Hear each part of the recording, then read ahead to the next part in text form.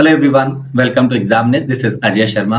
Cat के exam में अब ज्यादा दिन नहीं बचे हैं, तो मन में कुछ स्टूडेंट्स की डाउट है कि हम ऐसा क्या करें कि एग्जाम में हम अच्छा परफॉर्म कर सकें और एक अच्छी परसेंटाइल हम ला सकें, तीनों सेक्शन में भी और ओवरऑल। तो इसी बारे में आज हम बात करने वाले हैं इस वीडियो में। कैट एक एग्जाम है, इसमें परफॉर्म करने में कई पैरामीटर्स काम आएंगे, लेकिन स्ट्रेस किसी भी वे में आपकी हेल्प नहीं कर सकता है। तो एग्जाम में अगर आप अच्छा परफॉर्म करना चाहते हैं तो दो चीजें आपको ध्यान रखनी होगी, एक प्रिपरेशन और दूसरा एटीट्यूड। प्रिपरेशन आप जो कर सकते हैं, जितने भी दिन हमारे पास अभी बचे हैं, अपनी प्रिपरेशन को मैक्सिमम लेवल पे हम ले जा सकते हैं, वो ले जाएं। पर जो आप नहीं कर सकते हैं उसके लिए बहुत ज्यादा सोचने की जरूरत नहीं। रिलैक्स करें और अपनी पढ़ाई को एंजॉय करें। पॉजिटिव एटीट्यूड रखिए।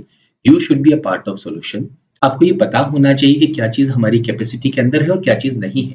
अगर आपको ये पता हो गया तो इसका मतलब है आपको ये मालूम है कि एग्जाम में आप ट्रैप में नहीं उलझेंगे। कई बार एग्जाम में ऐसा नहीं हो सकता कि आपने सब कुछ प्रिपेयर कर लिया और एग्जाम में वही आ गया। आप चाहे कितना भी प्रिपरेशन कर लें, एक गैप हमेशा रहता है प्रिपरेशन और जो एग्जाम में आता है उसके बीच में। अगर हम उस गैप को फिल करना सीख गए तो समझ लीजिएगा कि कम नॉलेज होने के बावजूद भी हम ज्यादा मार्क्स ला सकते हैं।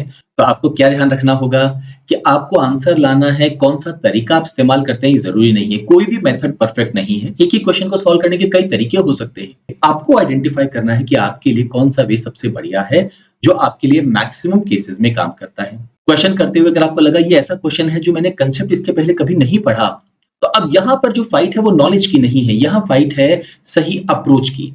आप कोशिश करें कि किसी तरह से कोई ऑल्टरनेट मेथड अप्लाई करके आप इस क्वेश्चन का आंसर निकाल सकें, ऑप्शंस के थ्रू जा सकें, आप एलिमिनेट कर सकें। ये स्किल आपके मार्क्स को इंक्रीज करेगी। मॉक पेपर्स देते समय और मेन एग्जाम में भी मैं आपको कुछ सलाह देता हूं। सबसे पहला, हर एक सेक्शन के बाद जब भी आप सेकंड सेक्शन में मूव करते हैं तो 10 या 15 सेकंड का ब्रेक जरूर ले लिया करें, जिससे आप ये जज कर सकें कि आपने क्या किया है और अब आपके सामने क्या चैलेंज है। जैसे ही आपने सेक्शन स्विच ओवर किया, पुराने सेक्शन को आपको भूलना होगा। आपकी परफॉर्मेंस अच्छी थी, खराब थी, ये बारे में अब आपको बात ही नहीं करनी है।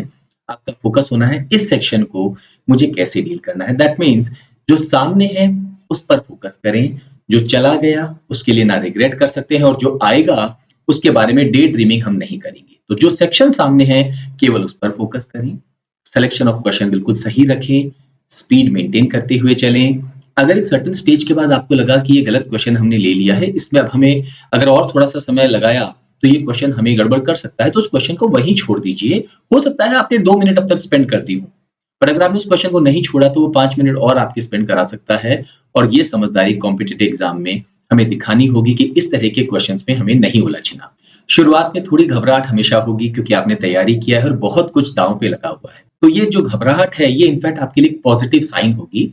पर थोड़ी देर में जैसे ही आप एक रिदम पकड़ लेंगे, ये घबराहट कॉन्फिडेंस में बदल जाएगी और एक पॉजिटिव एनर्जी के साथ आप परफॉर्म करना शुरू करेंगे। सबसे पहले हम बात कर रहे हैं मैथ्स के सेक्शन। अगर हम देखें तो क्लासिफाई हम कर सकते हैं सारे क्वेश्चन जो हमसे पूछे गए हैं उन्हें अराउंड 19 टॉपिक्स या सब टॉपिक्स में। ये 19 टॉपिक्स में जितने भी क्वेश्चंस पास्ट में कैट में पूछे गए हैं, इन सारे क्वेश्चंस को ना सिर्फ हमें सॉल्व करना होगा, हमें टाइम बाउंड होके इन क्वेश्चंस को सॉल्व करना होगा। इनमें जो अप्रोच यूज की गई है उसे हमें याद रखना होगा। ये जो 19 सब टॉपिक्स या टॉपिक्स हैं, इनकी एक सेपरेट प्लेलिस्ट हमने अपने YouTube चैनल पे आपको दी हुई है। वहां पर आप परसेंटेज की एक सेपरेट प्लेलिस्ट देखेंगे, प्रॉफिट लॉस डिस्काउंट की एक प्लेलिस्ट देखेंगे। आप क्या करें, हर दिन ये 19 जो प्लेलिस्ट आपके सामने है आपको इसको ओपन कर मिनिमम 2 क्वेश्चन और मैक्सिमम 5 क्वेश्चंस अगर आप अटेम्प्ट करेंगे तो जितने दिन अभी हमारे पास में बचे हैं उसमें हम कैट के और साथ में आईपीमेट के जितने भी ओरिजिनल क्वेश्चंस पूछे गए हैं 2017 ऑनवर्ड्स, उन्हें वापस अटेम्प्ट कर सकेंगे। कैट के एग्जाम में आईपीमेट के क्वेश्चंस को करने की कहां जरूरत है। आईपीमेट का जो मैथ्स का सेक्शन है वो कैट से हायर लेवल पे होता है और इनफैक्ट जो लास्ट ईयर कैट के मैथ्स के क्वेश्चन आए थे उन्हें हम कह सकते हैं कि हाँ, वो आईपीमेट के लेवल को उन्होंने टच किया था। तो वो क्वेश्चंस आपको करना जरूरी है और ये इंडिविजुअल क्वेश्चंस आपके सामने है। एक क्वेश्चन ओपन कीजिए, टारगेट कीजिए 2 मिनट, मैक्सिमम 3 मिनट आपको अटेम्प्ट करने होंगे। लेकिन यहाँ एक खास बात क्या है, हर एक प्लेलिस्ट आपको ओपन करनी है। पहला प्लेलिस्ट ओपन किया, लेट से परसेंटेज आपने डिसाइड किया कि टोटल मान लीजिए यहाँ पर से 40 क्वेश्चंस हैं उस प्लेलिस्ट में और मेरे पास में से 15 डेज का मैं टारगेट लेके चल रहा हूं, तो पर डे अप्रोक्सीमेटली मैं कहूंगा 3 क्वेश्चन मुझे रोज करने हैं। तो यहाँ पे से फायदा क्या होगा कि डेली बेसिस पे मैं सारे टॉपिक्स जो हैं उनके क्वेश्चंस अगर गो थ्रू करूंगा तो मेरा एक क्विक रिवीजन होता जाएगा। कुछ लोग यहाँ एक गलती कर रहे हैं कि सर मैं सारे फॉर्मूले पहले एक बार रिवाइज कर लूं, पहले परसेंटेज खत्म कर लूं, फिर प्रॉफिट लॉस।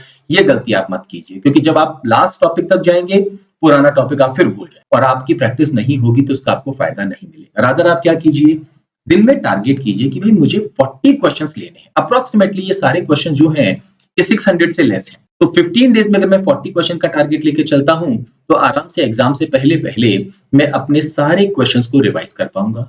और क्योंकि डेली बेसिस पे मैं सारे क्वेश्चन कर रहा हूं, सारे टॉपिक के क्वेश्चन कर रहा हूं, तो मेरा क्विक रिवीजन हो रहा है। क्वेश्चन करना है, हो सकता है आपको क्वेश्चन को सॉल्व नहीं करना। कई बार ऐसा होगा आपने क्वेश्चन पढ़ा, आपने अपने दिमाग में एक मेंटल मैप ड्रॉ किया कि इस क्वेश्चन को क्या करना है, क्या जानकारी दी गई है, कैसे मैं इंफॉर्मेशन को स्विच करूंगा। मान लीजिए क्वेश्चन में गिवन है m² + 105 = n²। m और n पॉजिटिव इंटीजर हैं, कितने पेयर ऑफ सॉल्यूशन मिलेंगे ना। मुझे मालूम है कि इस तरह के क्वेश्चन को मुझे क्या करना है कि m² को राइट साइड ले जाऊंगा तो n² - m² = 105 हो गया। इसको फैक्टराइज कर दूंगा तो n - m n + m दोनों पॉजिटिव इंटीजर है, तो n - m n + m से कम होगा। इसका मतलब है 105 की 2 फैक्टर करूंगा, छोटा वाला n - m कहलाएगा, बड़ा वाला n + m कहलाएगा। और मैं इस तरह से फटाफट अपनी वैल्यूज को आइडेंटिफाई करके क्वेश्चन को सॉल्व कर लूं। तो टेक्निकली मैंने यहाँ पर क्वेश्चन सॉल्व नहीं किया है, क्वेश्चन सॉल्व करने की जो अप्रोच है वो मैंने अपने दिमाग में उसके बारे में पूरा एक मैप, कह लीजिए रोड या एक पाथ जो है वो मैंने वहां पर बिल्ड कर लिया। इससे क्या होगा, मेरा सोचने का जो तरीका है वो बदलेगा और मेरी स्पीड एग्जाम के अंदर काफी तेज हो जाएगी। तो यहाँ पर मैंने मैथ्स के क्वेश्चन किए। अब अगर मान लीजिए मैथ्स के क्वेश्चन करते समय मुझे लगा कि किसी पर्टिकुलर टॉपिक के कंसेप्ट्स मैं भूल रहा हूं, कंसेप्ट्स भी कौन से, जो बेसिक कंसेप्ट्स होते हैं उन्हें मैं भूल रहा हूं, कोई थ्योरम कोई रूल मैं भूल रहा हूं, क्विकली आपके पास जो भी मटेरियल अवेलेबल है उससे आप उसे रिवाइज कर लीजिए ताकि आपका कंसेप्ट इमीडिएटली उसी समय क्लियर हो जाए। तो डे 1 आपने सारे प्लेलिस्ट जो है उसको कंप्लीट कर लिया, कुछ क्वेश्चन सेलेक्ट करके। डे 2 सेम प्रोसेस, तो हर रोज आपका पूरा रिवीजन साथ साथ होता रहेगा। और 40 क्वेश्चन और अगर मैं 3 मिनट का टारगेट लेके चलता हूं तो 120 मिनट से ज्यादा टाइम नहीं लगेगा। मैक्सिमम तो मैक्सिमम 3 आवर्स में आप अपने सारे टॉपिक्स का रिवीजन कर सकते हैं। किसी कंसेप्ट में कोई दिक्कत है उसे एक बार क्विकली आपके पास जो भी मटेरियल या कंटेंट या वीडियो अवेलेबल है उसे आप रिवाइज कर सकते हैं। इसके अलावा जो रेगुलर टेस्ट आप मैथ्स के दे रहे हैं, आपके पास जो भी मटेरियल है वो आप देते रहें ताकि आपको नए क्वेश्चंस भी मिलते रहें। ऐसा ना हो कि हम सिर्फ पुराने क्वेश्चंस करते रहें, नए क्वेश्चन भी हमारे पास होने जरूरी है, तो वो रेगुलर एज अ टेस्ट आप देते हैं। सेकंड पार्ट आता है logical reasoning and data interpretation. Students को इसमें काफी सारी परेशानी होती है, बहुत सारे डाउट्स है मन में, सर हमसे 2 ही सेट नहीं सॉल्व हो पा रहे, 3 तक तो हम पहुंच ही नहीं पाते हैं, एक भी ढंग से नहीं हो पाता है। पहला यहाँ पर गेम माइंड के कैट के जो सेट्स हैं, ये मेरा मानना है कि बहुत अच्छे सेट्स हो, ये आपको पूरा मौका देंगे कि आप स्कोर कर सकें, पर साथ में ये इंश्योर करेंगे कि आप स्कोर ना कर सकें। इसका मतलब है आपका सिलेक्शन ऑफ सेट बहुत इंपॉर्टेंट रोल प्ले करता है और आपने जो प्रैक्टिस की है प्रीवियस क्वेश्चंस की, या जो भी आपके पास मॉक टेस्ट है, जो भी मटेरियल आपके पास है उसमें आपने जो मॉक टेस्ट में क्वेश्चंस पूछे गए उनकी प्रैक्टिस की है ना। एक बात थोड़ा सा ध्यान रखिएगा, हर एक इंस्टीट्यूट का एक पैटर्न होता है मॉक टेस्ट को डिजाइन करने का, उनका एक स्टाइल होता है। कई बार क्या होता है उन मॉक टेस्ट में क्वेश्चंस अननेसेसरली टफ हो जाते हैं और कई बार अननेसेसरली इजी हो जाते हैं। कैट में पूछे गए लॉजिकल रीजनिंग के सेट्स हमेशा moderate to slightly higher level पे होते हैं, बहुत ज्यादा इंटेंस लेवल के क्वेश्चंस वो कम ही पूछते हैं। इसका मतलब है जो मॉक टेस्ट आपने दी है, अगर आपको लगता है कि वहां पे कोई एक ऐसा सेट है जो अननेसेसरली टफ है, बहुत ज्यादा टाइम कंज्यूमिंग है, बहुत ज्यादा वेरिएबल्स इन्वॉल्व कर रहा है, कुछ नया सीखने को नहीं मिल रहा, इस सेट को आपको याद रखने की या इसकी अप्रोच को आपको समझने की जरूरत नहीं है, उसे छोड़ दीजिए। अच्छा सेट वो होता है जो पेपर देने के बाद जब आप एनालिसिस करने बैठे और आपको लगे अरे यहाँ पे तो मैंने 5-10 मिनट में कर दिया और एग्जाम में मुझे 20 मिनट में सेट नहीं हुआ, वो सेट हम कहते हैं कि एक अच्छा सेट होता है, बिकॉज उसमें कोई एक या दो ही कंसेप्ट इन्वॉल्व होता है।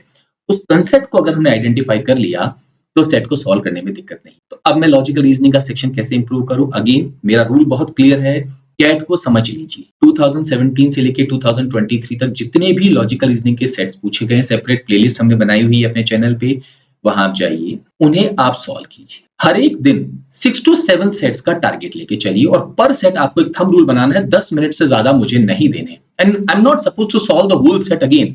मुझे ये नहीं देखना कि मेरे 4 क्वेश्चन सही हुए हैं या 3 क्वेश्चन सही हुए हैं। मेरा फोकस होगा कि क्या उस सेट को देख के मैं रिकॉल कर पा रहा हूं कि इस क्वेश्चन को करने की अप्रोच क्या थी, क्या मुझे टेबल बनाने की जरूरत है, या मैं इसको डायरेक्टली कर सकता हूं, या मैं ऑप्शंस के थ्रू जा सकता हूं, या इंफॉर्मेशन को मैं कैसे अरेंज कर सकता हूं। मेरा ये मानना है इंफॉर्मेशन 2 लेवल पे हमें मिलती है।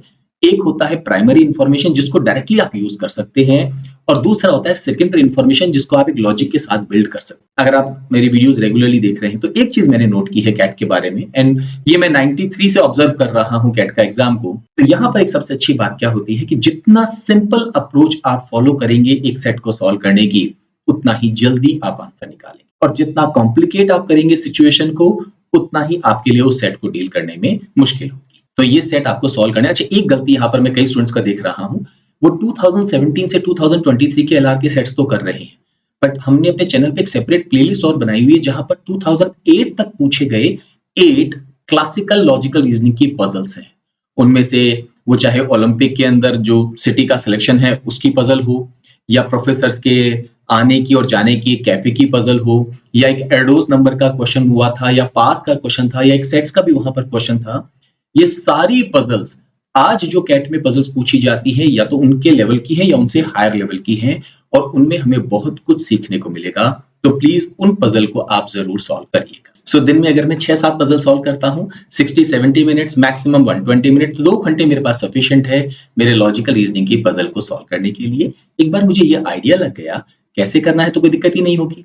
हाँ, यहाँ पर एक चीज है, एग्जाम में मैं जनरली क्या करता हूँ, जो सारी पजल्स होती है उनको एक बार बस गो थ्रू कर लेता हूँ, 4-5 मिनट में उनको देता हूँ, जिससे मुझे ये समझ में आ जाता है कि किस तरह की इंफॉर्मेशन है और मैं किस इंफॉर्मेशन को हैंडल करने में सबसे ज्यादा कंफर्टेबल हूँ। मैं उसी सेट के साथ अपनी शुरुआत करूँ। एक चीज और, मार्क्स की ज्यादा चिंता मत कीजिएगा, आप चिंता कीजिए कि आपको सीखने को क्या मिल रहा है। जितना ज्यादा सीखेंगे उतना ही एग्जाम में आप अच्छा परफॉर्म करें। What about verbal ability, reading comprehension? As we know कि मैक्सिमम जो पेपर हमारा है वो किस पर बेस्ड है, रीडिंग कॉम्प्रिहेंशन। इसे इंप्रूव करने का एक ही तरीका है, रीड करिए, टेस्ट दीजिए, टेस्ट देने के बाद एनालिसिस कीजिए, देखिए कि आपकी अप्रोच में कहाँ कर। कई स्टूडेंट्स बहुत ज्यादा फ्रेंडली नहीं होते हैं कुछ स्पेसिफिक एरियाज से, जैसे कि फिलोसॉफी का अगर कोई मान लीजिए रीडिंग कॉम्प्रिहेंशन आ गया, लिटरेचर आ गया, रिलीजन आ गया, साइकोलॉजी आ गया, ये कई स्टूडेंट्स का, स्पेशली इंजीनियर्स का फेवरेट एरिया नहीं होता। तो इस एरिया को इंप्रूव करने के लिए हमें क्या करना है, हमें रेगुलरली रीड करना। एक चीज मैंने देखी है रीडिंग कॉम्प्रिहेंशन के मामले में, कि पूरा जो पैसेज है उसमें एक कोर मैसेज होता। आप अगर उस कोर मैसेज को आइडेंटिफाई कर सकें तो आपके क्वेश्चन को सही अटेम्प्ट करने की प्रोबेबिलिटी काफी हाई हो जाएगी। बाकी जो लाइनें लिखी जाती है वो सिर्फ उस पॉइंट को हाईलाइट करने के लिए या उस पॉइंट के बारे में बात करने के लिए दी जाती है। तो आपका फोकस ये नहीं होना चाहिए कि हर एक लाइन का मीनिंग आपको समझना है। आपका फोकस होना चाहिए कि यहाँ पर कोर मैसेज ऑथर क्या कहना चाह रहा है, उस पर फोकस कीजिए। बाकी सारी लाइनें एड ऑन होती है। एक नॉर्मल स्पीड मेंटेन करिएगा, ना तो बहुत तेज ना बहुत धीमे। अगर मैं कैट का एग्जाम दूं और मुझे इंग्लिश के सेक्शन को अटेम्प्ट करना हो तो मेरी अप्रोच हमेशा क्या होती है, पहले मैं आरसी के पैसेज में ये समझ लेता हूं कि कौन से आरसी मेरी कैपेसिटी के बियॉन्ड है, उन पे मैं नजर डालता ही नहीं। और शुरुआत में मैं जनरली आरसी से, मैं पर्सनली मेरा मानना है, मैं शुरुआत नहीं करता। मैं कहाँ जाता हूँ, मैं जाता हूँ फिल इन द सेंटेंस, जहां पर एक पैराग्राफ गिवन है, एक सेंटेंस मिसिंग है, क्योंकि उसको थोड़ा सा मुश्किल नहीं होता है हैंडल करने में। या फिर एसेंस ऑफ द टेक्स्ट, जहां समरीज आपको गिवन है और आपको आइडेंटिफाई करना है, मैं उन पे फोकस करता हूँ। हाँ, पैराजम्बल्स मैं एक बार देख लेता हूँ कि अगर ये नॉर्मल पैराजम्बल है जो कम्युनिकेशन में हम यूज करते हैं तो मैं जरूर करूंगा, लेकिन जरा सा मुझे वो ऐसा लगा कि ट्विस्टेड पैराजम्बल है, कुछ टिपिकल इंफॉर्मेशन है, मैं उससे दूर रहूंगा, क्योंकि वो पैराजम्बल मेरा समय ज्यादा कंज्यूम कर लेगा as compare to a reading comprehension. Odd one out मेरा एक्सपीरियंस है, ये कंपैरेटिवली इजी होते हैं, though they looks tough but they are easy. तो मैं तो एग्जाम में क्या करूंगा, अगर मुझे एग्जाम देना हो तो मैं 5-6 क्वेश्चन यहां से अटेम्प्ट करने की कोशिश करूंगा शुरुआत में। जब मैं एक रिदम में आ जाता हूं, जब मुझे समझ में आने लग जाता है कि हाँ अब मुझे क्या करना है, तब मैं रीडिंग कॉम्प्रिहेंशन के 1-2 पैसेज अटेम्प्ट करने की कोशिश करूंगा। 2 तो मैं करता ही करता हूँ। हाँ, तीसरे पैसेज तक मूव करने के लिए मैं अपना पूरा जोड़, तो मुझे आउट ऑफ 24 क्वेश्चन सारे अटेम्प्ट नहीं करने हैं, मुझे बस ये जज करना है कि कितना क्वेश्चन अटेम्प्ट मैं कर सकता हूँ और कितने अटेम्प्ट करने से मेरा स्कोर ओवरऑल काफी अच्छा हो सकता है। एक गलती हम और करते हैं, और वो गलती क्या है, अचानक पेपर टफ आया और टफ आते ही हम क्या करते हैं, पैनिक कर जाते। अगर आपने प्रिपरेशन की है, आपकी परफॉर्मेंस कंसिस्टेंट है, और अगर आपको वो पेपर टफ लग रहा है, तो मान के चलिएगा जो अच्छे स्टूडेंट्स दूसरे एग्जाम दे रहे हैं उनको भी ये पेपर टफ लगेगा। इसका मतलब है टफ पेपर आते ही फोकस करिए अपनी एक्यूरेसी पर, फोकस कीजिए क्वेश्चन के सिलेक्शन पर, पैनिक करके और सडनली अपने अटेम्प्ट्स मत बढ़ाइए। अगर पेपर इजी आ गया तो मान के चलिए कि कट ऑफ हाई जाने वाली है, तो थोड़ी सी अपनी स्पीड इंक्रीज कीजिए, इजी क्वेश्चन को आप फटाफट आइडेंटिफाई कीजिए। सो इंग्लिश में आपको बस प्रैक्टिस करनी है, रीड करिए, एनालाइज कीजिए, गलतियां आइडेंटिफाई कीजिए, आगे बढ़ जाइए, फिर टेस्ट दीजिए, एनालाइज कीजिए, अपनी गलती आइडेंटिफाई कीजिए, उसे इंप्रूव कीजिए, और आगे बढ़ जाइए। यहाँ पे कोई परफेक्ट मेथड नहीं है इंग्लिश को इम्प्रूव करने का, कोई शॉर्टकट नहीं है कि मैं पहले क्वेश्चन करूंगा तो क्या मेरे नंबर जल्दी आएंगे या मैं स्किप स्कैम करूंगा। ये सारी टेक्निकल चीजें काम नहीं आती है। आपको एग्जाम में बिल्कुल नेचुरल फ्लो में मूव करना होगा। लेकिन सारी प्रिपरेशन में एक चीज है जो मैं आपको हमेशा कहूँ, अपने पर भरोसा मत छोड़िए। अगर डर लग रहा है तो अच्छी बात, क्योंकि जो डरते नहीं है वो जनरली गड़बड़ करके आते हैं। जिनको डर लगता है इसका मतलब है उन्होंने मेहनत की है, उनका दांव पे कुछ लगा हुआ है। तो डर आपको समझदार बनाएगा। स्टे पॉजिटिव और अपने पर भरोसा करते हुए अपनी प्रिपरेशन पर फोकस कीजिए। हाँ, यहाँ पर मैं एक छोटी सी मदद आपकी और कर सकता हूँ। अगर आपको लगता है कि आप ऑन इंडिविजुअल लेवल पे मुझसे थोड़ा सा बात करना चाहते हैं, आपकी परफॉर्मेंस कैसी है, कहाँ आप गड़बड़ कर रहे हैं, तो फिर यहाँ पर आप एक काम कीजिए। आप हमारी वेबसाइट पे जाइए www.examnest.com। वहां पे अपना एक फ्री अकाउंट जो है वो आप क्रिएट कीजिए। मैं आपके लिए 4 फ्री मॉक टेस्ट एक्टिवेट करने वाला हूँ। एक 7th को, 11th को, 15th को और 19th को। आप ये 4 मॉक टेस्ट दीजिए सिंसियरली, ये सोचते हुए कि भाई मुझे बस परफॉर्म करना है। मार्क्स क्या आएंगे, रैंक क्या आएंगे, इसकी चिंता मत कीजिए। और एक बार आपने जब टेस्ट दिया है तो आप अपने स्कोर को या तो जो नंबर मैं आपको दे रहा हूँ उस पर शेयर करके बताइए कि आपने कैसा परफॉर्म किया है। मैं आपको कमेंट करके बताऊंगा, या फिर आप यूट्यूब चैनल पे जैसे कमेंट करते हैं उस पर मैं आपको जवाब। सर ये टेस्ट देने की और क्या जरूरत है? पहली वजह तो मैंने जो आपको पहले भी बता दी है, हर एक इंस्टीट्यूट का एक स्टाइल होता है पेपर बनाने। अगर आप दूसरे इंस्टीट्यूट का एक स्टाइल देखेंगे तो वो पहले वाले इंस्टीट्यूट से थोड़ा डिफरेंट होता है। और क्योंकि ये सारे पेपर्स के कंप्लीट वीडियो सॉल्यूशंस हमने लोड किए हैं, मैथ्स रीजनिंग के तो डेफिनेटली मैंने ही वीडियोस बनाए हैं। तो कुछ हो सकता है अगर आप 4 टेस्ट देते हैं और 16 सेट्स आप कर रहे हैं तो कुछ नया आपको सीखने को मिले, कुछ नई अप्रोच आपको समझने आए, लॉजिकल रीजनिंग में भी और मैथ्स में भी। और इंग्लिश में तो डॉक्टर रामनी जो हैं उनके वेल वीडियो सॉल्यूशंस हैं ही, और बहुत अच्छा एनालिसिस आपको वहां पर सीखने को मिलेगा। एक डर होता है जनरली लोगों के मन में फ्री मॉक टेस्ट देते समय कि सर अगर हमने एक बार फ्री मॉक टेस्ट देने के लिए आपके यहाँ साइन अप किया और आपको फोन नंबर दिया तो फिर हमारे पास में मार्केटिंग कॉल आनी शुरू हो जाएगी, ये कोर्स परचेज कर लीजिए। मैं आपको गारंटी देता हूँ हमारे यहाँ से आपको कभी भी फोन नहीं जाए। ये आपका अपना डिसीजन है कि आप प्रिपरेशन कैसे और कहाँ करना चाहते हैं। लेकिन हाँ, अगर मैं आपकी मदद करना चाहता हूँ तो मुझे उस मटेरियल के बेस पे मैं मदद कर पाऊंगा जो मैंने डिजाइन किया, क्योंकि मुझे उसके बारे में सब कुछ पता। किसी दूसरे इंस्टीट्यूट के मटेरियल के बारे में कुछ कमेंट करना सही भी नहीं होगा, और ये मुझे मालूम भी नहीं है कि उन्होंने क्या सोच के उस मटेरियल को बनाया और कैसे उसको डिजाइन किया। तो ये फ्री मॉक टेस्ट आप आके दीजिए। अकाउंट जैसे ही आप बनाएंगे आपके अकाउंट में एक फ्री कोर्स ऑटोमेटिकली एक्टिवेट हो जाएगा। 4 डेट हैं, 7, 11, 15 और 19। उस दिन वो टेस्ट एक्टिवेट हो जाएगा। अपना टेस्ट दीजिए और देखिए कि आपको कहीं और कुछ आपको लगता है कमी है तो you can always call. Screen पर नंबर आपके सामने है। अपनी प्रिपरेशन को एंजॉय कीजिए और एग्जाम में आप बहुत अच्छा परफॉर्म करें। मैं जरूर इसके लिए प्रे करूं। All the best and good luck.